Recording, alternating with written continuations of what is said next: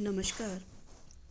BCom part first paper second का class के अंदर आज हम पढ़ेंगे जनसंख्या के सिद्धांत। और जनसंख्या के सिद्धांत में हमने पिछले वीडियो के अंदर जाना था अनुकूलतम जनसंख्या सिद्धांत क्या है, अनुकूलतम जनसंख्या का अर्थ, इसकी परिभाषा, इसकी व्याख्या और सिद्धांत का रेखा चित्र द्वारा निरूपण। अनुकूलतम जनसंख्या क्या स्थिर बिंदु है, इसके बारे में हमने विस्तार से जानकारी ली थी। इसी सिद्धांत के क्रम को आगे बढ़ाते हुए आज हम जानेंगे कि सिद्धांत की मान्यताएं क्या है, यानी किन मान्यताओं के होने पर यह सिद्धांत काम करता है। अनुकूलतम जनसंख्या सिद्धांत की आधारभूत मान्यताएं: उत्पादन साधनों के आदर्श समन्वय पर आधारित। यह सिद्धांत उत्पत्ति के नियमों पर आधारित है, जिनके अनुसार उत्पत्ति के विभिन्न साधनों में अनुकूलतम संयोग की स्थिति प्राप्त होने तक कुल उत्पादन बढ़ता है। अनुकूलतम संयोग होने पर औसतन उत्पादन सर्वाधिक यानी अधिकतम होता है। अगली मान्यता है आदर्श उत्पादन बिंदु के बाद सीमांत उत्पत्ति ह्रास नियम लागू होता है। किसी एक समय विशेष पर एक निश्चित बिंदु तक श्रम की वृद्धि होने पर आनुपातिक रूप में अधिक प्रतिफल प्राप्त होते हैं, परंतु उस सीमा से अधिक श्रम वृद्धि होने पर आनुपातिक रूप से कम प्रतिफल प्राप्त होता है, यानी उत्पत्ति ह्रास नियम लागू होते हैं। अगला है श्रमिक के औसत उत्पादन तथा प्रति व्यक्ति आय में प्रत्यक्ष धनात्मक संबंध होता है। औसत उत्पादन बढ़ने पर प्रति व्यक्ति आय में वृद्धि होती है तथा औसत उत्पादन अधिकतम होता है, तब प्रति व्यक्ति आय भी अधिकतम होने से वह जनसंख्या अनुकूलतम जनसंख्या का प्रतीक मानी जाती है। यानी कि जिस बिंदु पर प्रति व्यक्ति अधिकतम आय होगी, औसत उत्पादन भी अधिकतम होगा, वहाँ अनुकूलतम जनसंख्या मानी जाती है। यह इस सिद्धांत की मान्यता है। डाल्टन और रॉबिन्सन की अनुकूलतम जनसंख्या संबंधी विचारों की तुलना।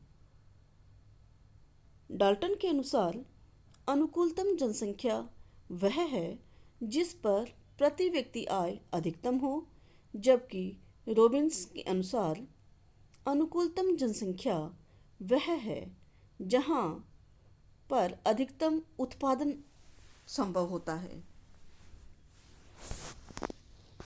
यानी कि रॉबिन्सन कुल उत्पादन के अधिकतमीकरण पर बल देते हुए यह बताते हैं कि जब एक व्यक्ति उतना उत्पादन करता है जितना कि वह उपभोग करता है, तो वह व्यक्ति देश पर भार स्वरूप नहीं होता है। अतः रॉबिन्स डाल्टन की अपेक्षा अधिक उदारवादी विचार प्रस्तुत करते हैं। वह प्रति व्यक्ति अधिकतम आय को डाल्टन के समान महत्व नहीं देते हैं। यह अधिकतम राष्ट्रीय आय को देश में अधिकतम आर्थिक कल्याण का सामाजिक दृष्टिकोण का अध्ययन करवाता है। जैसे कि हम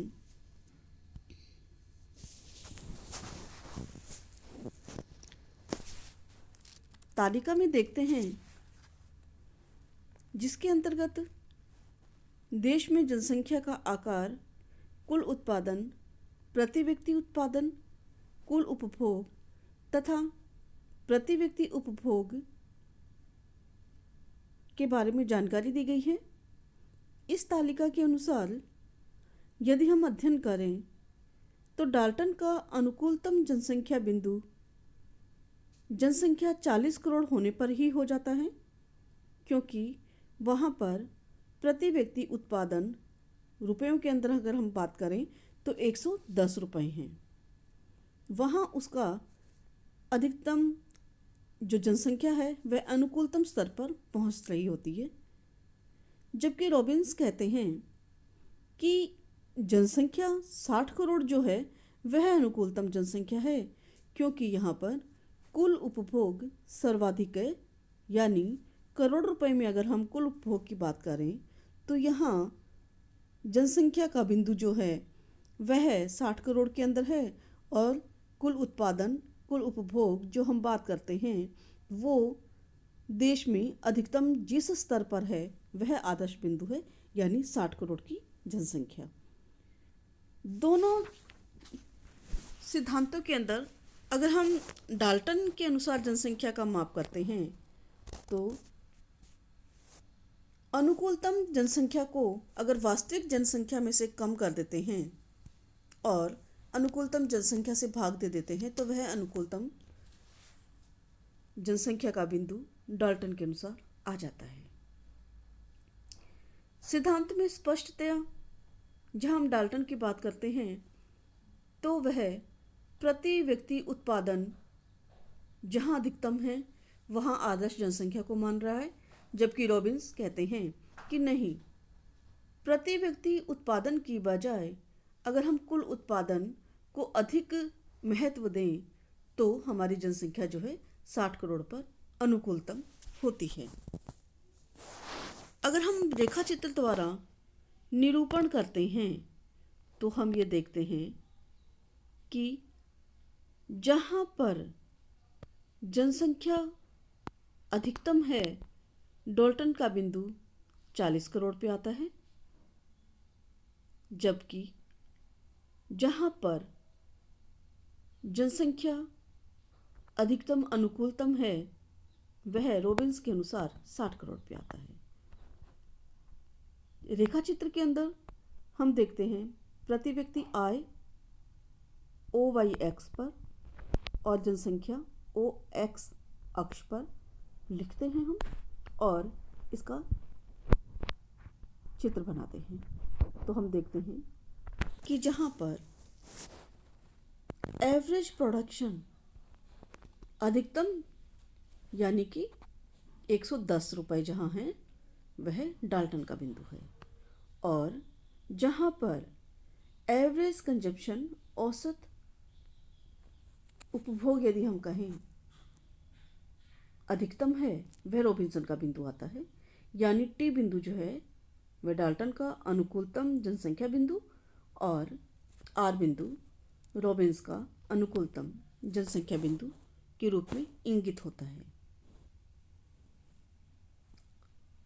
दोनों के विचारों को अगर हम स्पष्ट रूप से देखें तो हमें पता चलता है कि रॉबिन्स का जनसंख्या संबंधी दृष्टिकोण डाल्टन की अपेक्षा अधिक उदार है, क्योंकि रॉबिन्स जनसंख्या की वृद्धि को तब तक बुरा नहीं मानते जब तक कि प्रत्येक अतिरिक्त व्यक्ति उतना उत्पादन कर लेता है जितना कि वह उपभोग करता है, तो वह देश पर भार समान नहीं होता। जबकि डाल्टन प्रति व्यक्ति आय में कमी होने पर प्रत्येक अतिरिक्त व्यक्ति को बुरा मानते हैं, क्योंकि प्रति व्यक्ति आय अधिकतम होने पर फिर जनसंख्या में वृद्धि को वह उचित नहीं मानते हैं।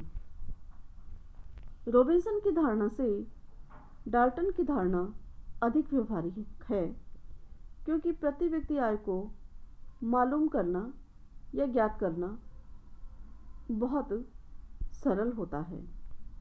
रॉबिन्स के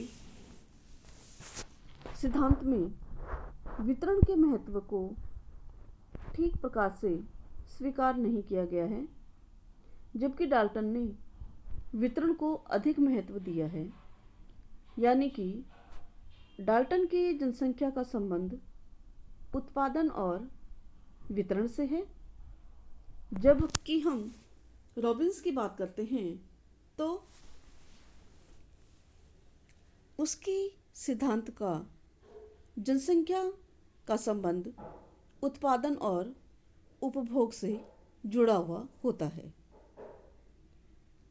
अनुकूलतम जनसंख्या सिद्धांत की आलोचनाएं। यह एक सिद्धांत नहीं है। अनुकूलतम जनसंख्या सिद्धांत के बारे में कुछ अर्थशास्त्री यह मानते हैं कि यह कोई सिद्धांत नहीं है, क्योंकि इसमें जनसंख्या की वृद्धि के संबंध में क्यों और कैसे के प्रश्नों का कोई उत्तर ही नहीं दिया जाता है। इसमें जनसंख्या के घटने बढ़ने के नियमों का उल्लेख नहीं है। इसी प्रकार इसमें जनसंख्या को नियंत्रित करने का कोई सुझाव नहीं है। यह केवल अनुकूलतम जनसंख्या के बारे में बात करता है, पर यह नहीं बताता कि किसी देश में दी हुई परिस्थितियों में उस देश की आदर्श जनसंख्या क्या होगी। जनसंख्या पर केवल आर्थिक दृष्टिकोण से विचार करता है, जबकि जनसंख्या से सामाजिक, राजनीतिक आदि पहलुओं पर ध्यान नहीं देता है। यह सिद्धांत सामाजिक उद्देश्यों के प्रति भी संकीर्ण होता है। किसी भी देश की वास्तविक प्रगति उसकी शिक्षित, स्वस्थ, बुद्धिमान और उच्च नैतिक स्तर वाली जनसंख्या पर निर्भर करती है, न कि केवल प्रति व्यक्ति अधिकतम उत्पादन पर। प्रति व्यक्ति आय अधिकतम होने का अर्थ यह नहीं होता कि देश में जनसंख्या बुद्धिमान है या वह देश नैतिक स्तर से ऊंचा है। यानी कि इस सिद्धांत के अंदर सामाजिक लक्ष्यों और उद्देश्यों के प्रति कोई जानकारी नहीं दी गई है। साथ ही राष्ट्रीय आय के न्यायोचित वितरण पर भी यह सिद्धांत ध्यान नहीं देता है। प्रति व्यक्ति आय का अधिकतम होना डाल्टन के अनुसार अनुकूलतम जनसंख्या का परिचायक है। प्रति व्यक्ति आय का अधिकतम होना ही पर्याप्त नहीं है, बल्कि उस आय का यथासंभव समान वितरण होना भी आवश्यक है। अगर देश की समस्त उत्पत्ति का बड़ा भाग केवल कुछ ही धनिकों के हाथ में केंद्रित हो जाता है, तो प्रति व्यक्ति आय अधिकतम होने पर भी देश की जनसंख्या का एक बड़ा भाग गरीबी व भुखमरी का शिकार होगा। यानी कि इस सिद्धांत के अंदर राष्ट्रीय आय के न्यायोचित वितरण पर ध्यान नहीं दिया गया है और अनुकूलतम जनसंख्या का सिद्धांत एक स्थैतिक जनसंख्या के बारे में बताता है, स्थैतिक विचार के बारे में बताता है, प्रायोगिक विचार को नहीं बताता है। और वास्तव में देखा जाए तो अनुकूलतम जनसंख्या का बिंदु लगाना देश में प्राकृतिक साधनों, उसकी उत्पादन कुशलता, तकनीकी ज्ञान में परिवर्तन होते रहने से देश में औसत उत्पादन का स्तर भी घटता बढ़ता रहता है। तो एक अनुकूलतम जनसंख्या का पता लगाना कठिन कार्य हो जाता है, क्योंकि प्रायोगिक विश्व में अनुकूलतम जनसंख्या का बिंदु निरंतर बदलता रहता है। यह सिद्धांत जनसंख्या समस्या के समाधान के लिए कोई दिशा निर्देश नहीं देता है और अव्यावहारिक मान्यताओं पर आधारित है। लेकिन फिर भी यह सिद्धांत एक आशावादी सिद्धांत के रूप में जाना जाता है और जनसंख्या के संबंध में संतुलित और विवेकपूर्ण दृष्टिकोण अपनाता है।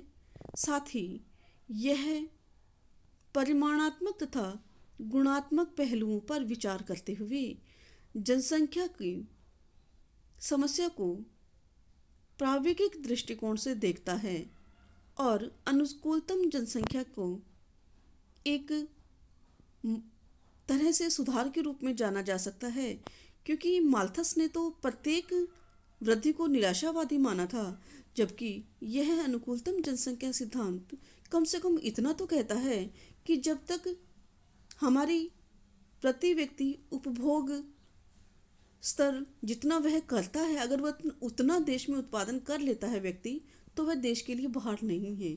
यानी कि माल्थस की बजाय यह सिद्धांत कुछ तो आशावादी है और यह जरूर है कि इसने व्यवहारिक समस्याओं का समाधान नहीं किया, लेकिन फिर भी इसने एक आशावादी दृष्टिकोण अपनाते हुए प्रति व्यक्ति आय के स्तर को जांचा है और उसके आधार पर ही जनसंख्या को भार है या नहीं के रूप में अपनी धारणा को स्पष्ट किया है।